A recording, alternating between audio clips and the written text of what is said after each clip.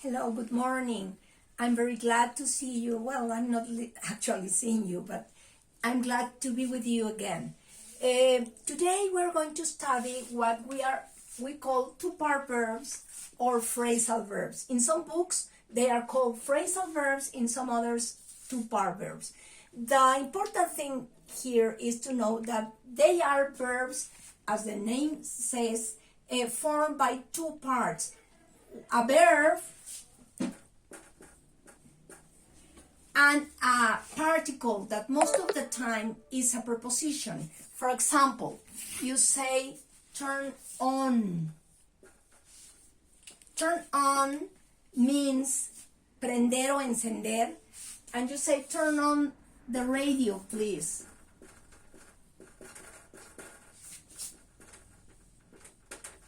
Okay. As you can see, turn is a verb, but turn means voltear, dar la vuelta. It really changes the meaning when you add the preposition. Turn on means prender o encender, and it has nothing to do with turn, that means voltear. Okay? So you have to understand that you don't have to translate each word separately, because the two words form a verb, a different one, a verb with a different meaning, completely different meaning. These two-part verbs, when they take an object, like in this case, the radio, they are called transitive verbs. And in this case, the object can be after the verb, after the phrasal verb, or between the verb and the preposition. So you can say turn on the radio or turn the radio on. In this, the two sentences are correct, and you can use any one that you like.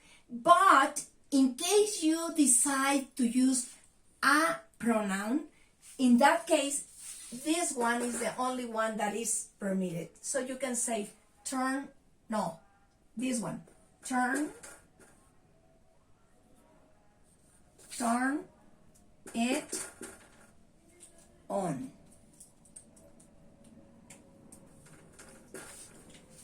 Okay. This is a noun, this is a pronoun. If you have the noun, you can have two options: after the preposition or between the verb and the preposition. But if you are using a pronoun, you have only one option, and it's this one. You have to place the pronoun in the middle between the verb and the preposition. So when you are asked a request, for example, turn on the radio, please, you may answer yes or sure. I'll turn it on. Okay. If you think of this as a request, they are asking you to do something. Turn on the radio, please. Your answer can be sure, I'll turn it on. In this case, you use future with will, that remember you use it when you take the decision to do something in the moment that you're speaking, or when you are offering to do something, which is the case. So you say, oh, sure, I'll turn it.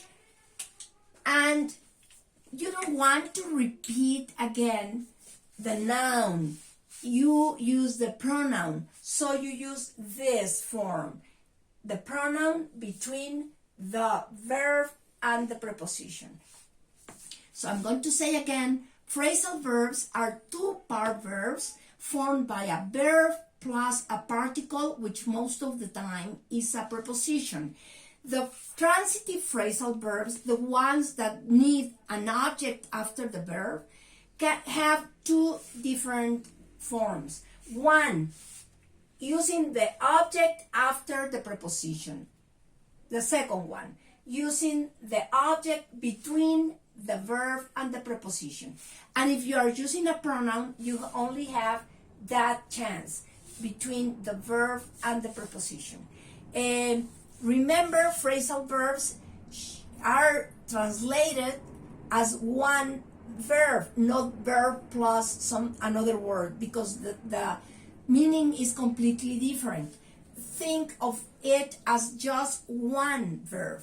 I'm going to write down here a list of some of the most common phrasal verbs